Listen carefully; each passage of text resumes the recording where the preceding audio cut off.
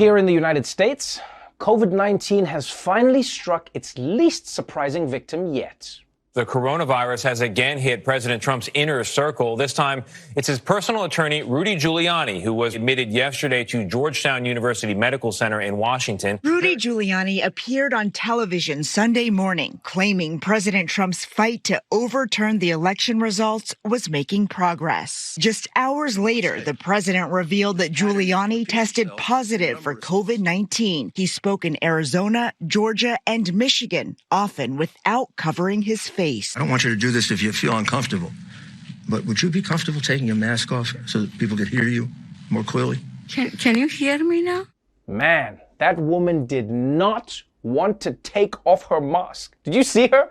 She was like, motherfucker, I can see the corona on you. Get out of here with that shit. So yes, Rudy Giuliani has tested positive for the coronavirus, although he is suing to have that result overturned. But for now, it doesn't look good.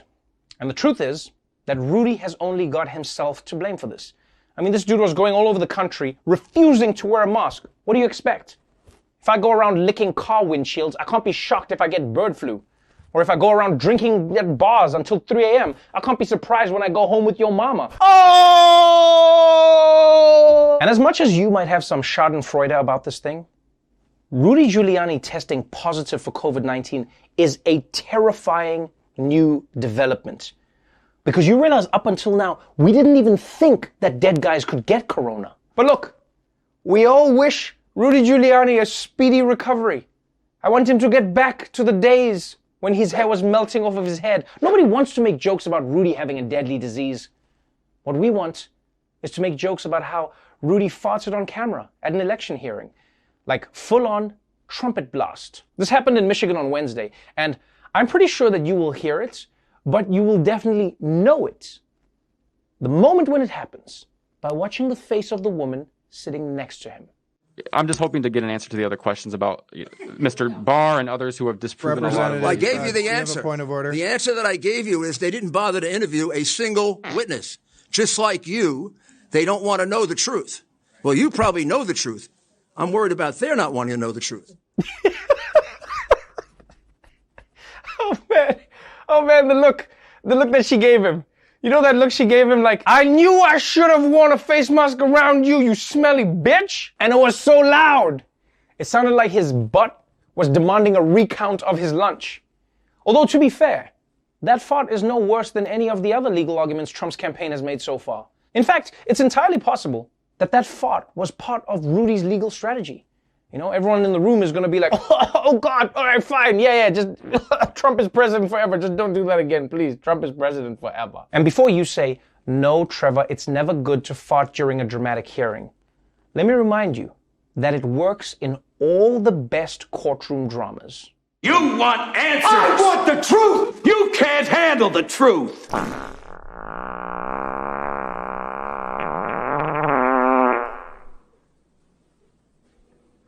Cinematic genius. The United States Senate. It's the home of the two least intimidating street gangs. And right now, the future of the Senate is on the line in Georgia, where Republican incumbents Kelly Loeffler and David Perdue are both facing tough Democratic challenges in runoff elections. So, to give Loeffler and Perdue a boost, the GOP is pulling out its biggest gun, Donald Django Fat Trump. All eyes on Georgia. Those two critical Senate runoffs heating up, the control of the Senate at stake. President Trump hosted an outdoor rally in Georgia in support of the two Republican senators locked in a special election battle. The rally in Valdosta, Georgia, was the first one since the November election, and it was very important as Republicans try to keep the Senate in their control. At the urging of Kelly and David, my administration took historic action to protect growers of Georgia blueberries, peppers, squash, and cucumbers. Who does cucumbers around here? Because I like cucumbers. I'm the only one. I like cucumbers. Yo, guys, Trump doesn't care anymore. I mean, like, he even cares less, but he doesn't care. He'll just say whatever pops into his mind now. Who likes cucumbers? Who likes cucumbers? I'm the only one. They've got that green screen, but it's bumpy. It's so green, so bumpy, like it's got warts. I had a wart once, but it got removed. I wanted to put it in a little jar, but they wouldn't let me. It would have been my best friend. And look, of course Trump loves cucumbers. It's no surprise. I mean, yeah, he prefers them pickled and surrounded by a Big Mac, but still, that's a cucumber. So look, clearly Donald Trump is only going to be of limited help. But the GOP senators haven't been able to help themselves much either. You see, both of them are in hot water over big stock trades that they made during the coronavirus pandemic. And at 2 debates yesterday, neither of them handled the issue well. First of all, Senator Perdue simply skipped his debate, leaving his opponent John Ossoff to debate an empty lectern, which actually put extra pressure on Ossoff, because imagine if you lost to a lectern. Like, the voters are just like, oh, I don't know. I guess I like the strong silent type. And while Loeffler did show up at her debate, after this exchange, oh, she might wish that she hadn't. Senator, should members of Congress be barred from trading stocks? Look, what's at stake here in this election is the American dream. That's what's under attack. When they attack me for a lie, a left-wing media lie, conspired with the Democrats by, this is an attack on every single Georgian who gets up every day to work hard to provide a better life for their family, who wants to live the American dream. Wow, Robot and Coulter nailed that. Because if you're trying to dodge a question, you just pivot to the American dream. She's got to be a role model for all the kids in Georgia. Billy, did you flush a cherry bomb down the toilet? Look, Mr. Johnson, what's at stake here is the American dream. That's what we got to be talking about. You're right, Billy. You're right. And you got to love how shady rich people always try to act like attacking them is attacking everybody. If you take away my helicopter parking spot, you're taking helicopter parking spots away from every American in this country. Now, let's be clear. Even though Georgia went narrowly for Joe Biden this year, it is still a very red state. And the Republican candidates do have an advantage. But ironically, Trump might be hurting their chances more than he helps. For Republicans looking at Georgia, there are questions now about whether the president's baseless claims of a stolen election could actually depress turnout for those really important runoffs. When the president was down here in Valdosta, in a crowd that attracted thousands of people, he told them conflicting messages. He said the election was rigged. Hey, but go out and vote January 5th for these two senators. So what message does that leave these loyal supporters of his with? It leaves many of them confused. This is exactly the kind of thing that Republicans are concerned about. They are worried that the president's message on election fraud could essentially backfire for Republicans if he convinces voters that it's not worth their time to go out and cast their ballot on January 5th because the fix is in. That's right. Because they indulged Donald Trump's bullshit claims of fraud, Republicans might have suppressed their vote so much that they could lose their Senate majority. In fact, you might say that Trump has put Republicans in quite the pickle. I like cucumbers. My man. The United Kingdom, America's estranged dad. Today, the UK began giving its people the vaccine.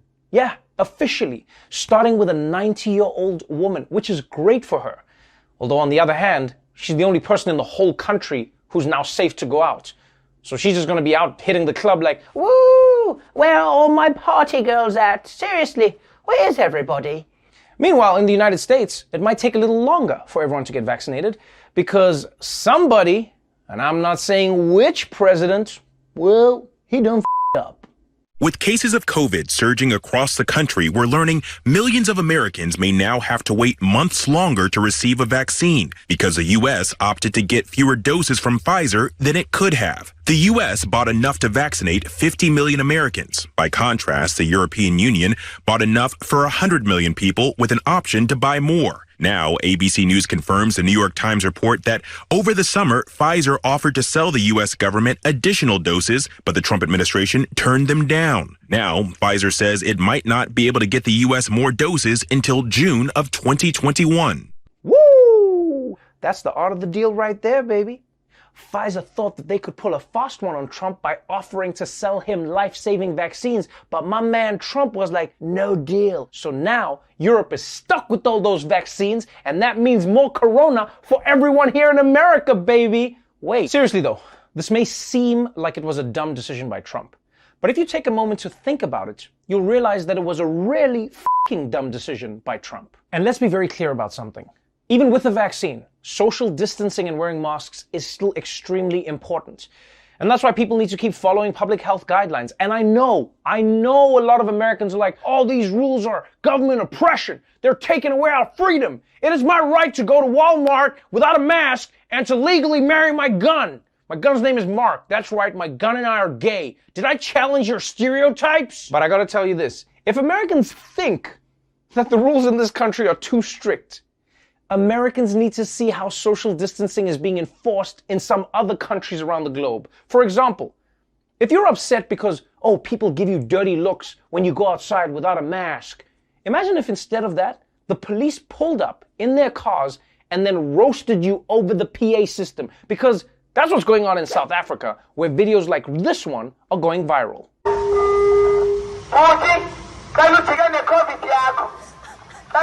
COVID-19 yako imask emlonyeni leli mask emlonyeni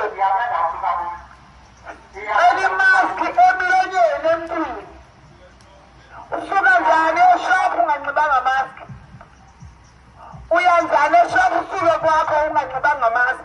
Yeah, that's right. In South Africa, the police and the military are being tasked with enforcing the lockdown, which is basically a recipe for disaster. Oh, and in case you're wondering, yes, the South African version of Law and Order is a very different show. In the criminal justice system, the people are represented by two separate yet equal important groups. The police, who roast your ass hard, and the district attorneys who stand behind them going, damn son, he got you good. These are their stories.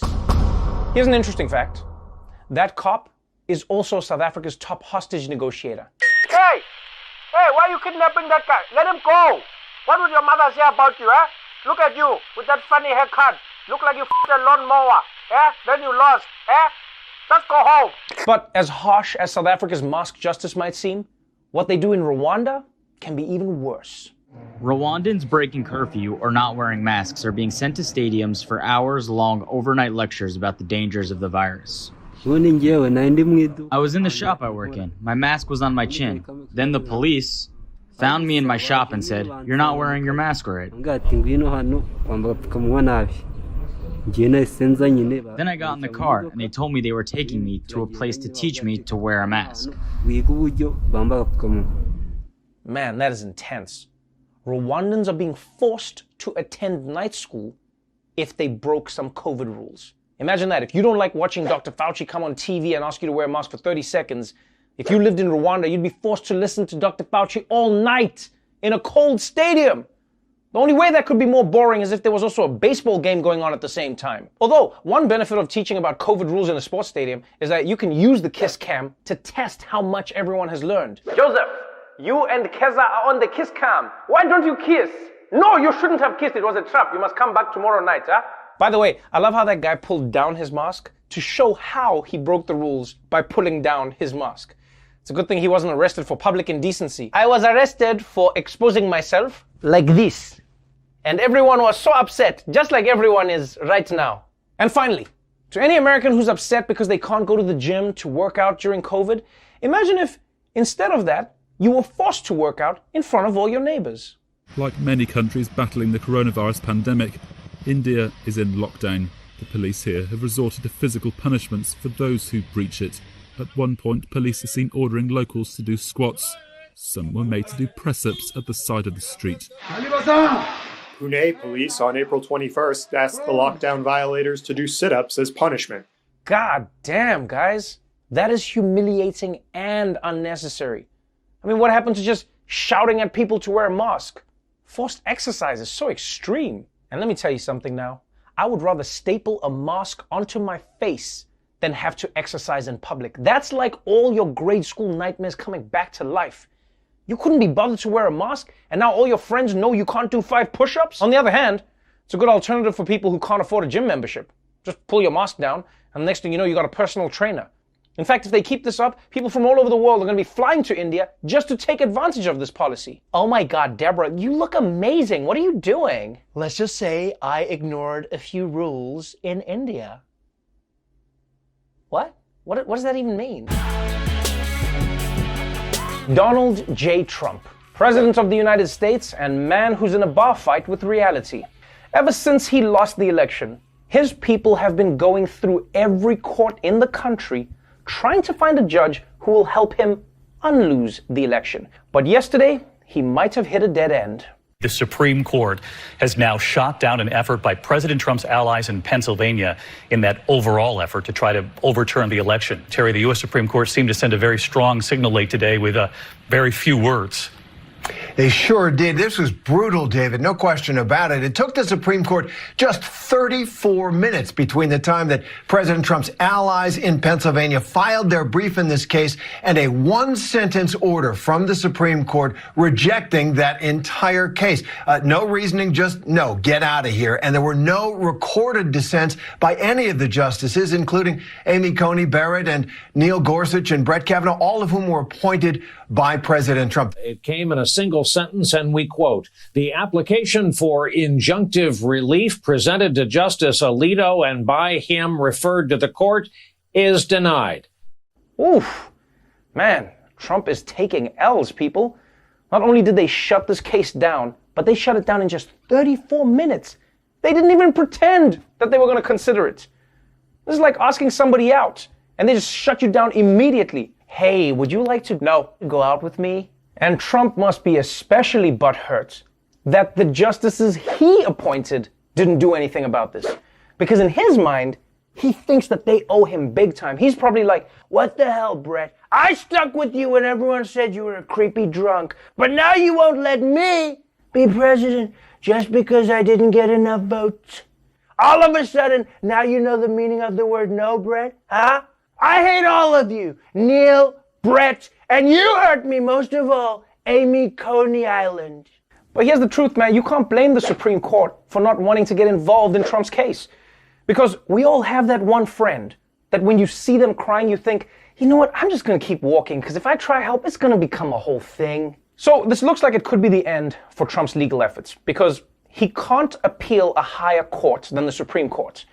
I mean, maybe he'll try appeal to God. Who knows? Look, I know I'm only asking for your help when I'm walking down a ramp, but this one's important, big guy. And can we just take a moment to reflect on how hard this past month has been for Trump's people? Because it's not easy to overturn a democracy. It's actually taking a physical toll on them. I mean, Trump's hair went gray overnight, his legal team is riddled with corona, and now one of Trump's top supporters, Congressman Rudy Giuliani, is literally falling apart. It was an embarrassing moment for Texas Republican Rudy Giuliani. I have been with our Afghan allies many times since 2001. His tooth fell out in the middle of a press conference on Capitol Hill. The congressman didn't miss a beat. He quickly caught it with his tongue, tucked it away in his cheek, and kept speaking. Gohmert tweeted later, accusing reporters of being more interested in a temporary crown coming loose than they were in covering claims of election fraud by the president. That is the most disgusting thing I have ever seen in 2020. And remember, I've seen everything. I mean, I saw Rudy's hair melt. I saw a human woman marry an inside-out ferret. But as disgusting as it is, it's still pretty funny, man. I mean, Trump's fraud cases are getting knocked out of their court so hard that other people are losing their teeth. And it's not like Louie over here can give that tooth to the tooth fairy, because she's going to be like, nuh-uh, I didn't sign up for this shit. I buy teeth from kids, not middle-aged Cabbage Patch dolls. And I love how he tried to move on, like nothing happened. Did you see that? Huh? Try to move on like a tooth. My man. I don't care what side of history you're on. If your tooth falls out mid-speech, your argument is over. I know it's not fair, but that's the way it is. If that happened to FDR, even he would have been like, December 7th, 1941, a date which will live in infamy. Oh shit, my tooth. Forget it. Congrats, Japan, you've won. Do you guys remember the 2020 presidential election? You know, it was the day when you voted for a president and a bunch of local races that you had to Google from inside the voting booth. Well, one of the stories we thought we'd never have to hear about again once the election was over just came roaring back to life. Hunter Biden, the president-elect's son, says the U.S. attorney in Delaware is investigating his tax records. Sources tell CBS News the FBI has been looking into Hunter Biden's taxes since 2018. Under Justice Department policy, law enforcement didn't actively pursue the case during the weeks before the presidential election to avoid politicizing the investigation. That's right, people. Apparently, Hunter Biden is under investigation for his taxes. And Donald Trump must be furious right now. Did you guys see that Hunter Biden is being investigated for tax fraud? I'm so angry. Sir, are you angry because you wanted to use it against his dad for the election? No, I'm angry because tax fraud is my thing. How's he stealing my thing? Criminals. And I'm not going to lie. Hunter Biden announcing his own investigation? Whew, that's a pretty gangster move.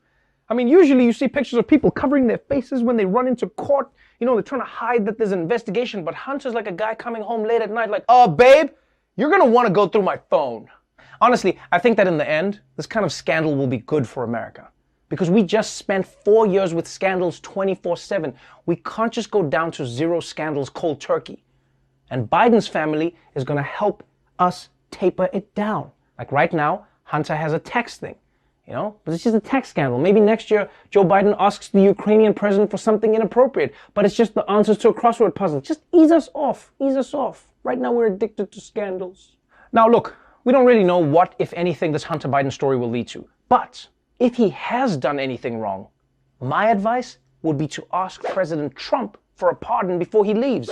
And I know that may seem unlikely, but based on how Trump has been making it rain, anything is possible. Clock is winding down now on this Trump presidency. With growing signs, he's planning what many see as a potential pardon avalanche. Axios, which often reports directly leaks out of the White House, says Trump telling an advisor he was going to pardon, quote, every person who ever talked to me. They're saying Trump isn't just accepting pardon requests, but blindly discussing them like Christmas gifts to people who haven't even asked. One source felt awkward because the president was clearly trying to be helpful, but the advisor didn't believe they had committed any crimes.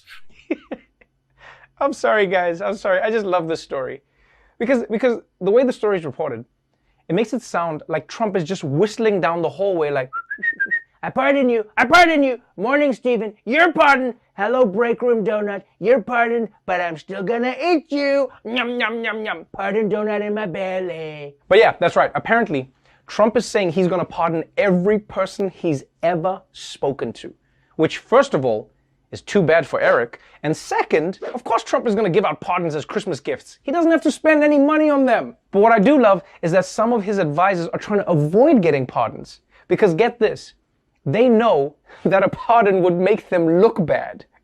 And so now they're trying to explain that to Trump. Oh, Mr. President, I don't really need a pardon because, I didn't do anything. I'm not guilty of anything. Whoa, whoa, whoa. Slow down. What does not guilty mean? Before we go, I wanted to remind you again to please support your local restaurants if you can. I know not everybody can afford to, but if you can, order some food in. Because these restaurants are struggling to stay open during the pandemic and all their employees are going to be suffering and the restaurant won't be open for you when the pandemic is over. If you want to help beyond just getting the food, then please consider a donation to the James Beard Foundation's Open for Good campaign, which helps independent restaurants survive this pandemic.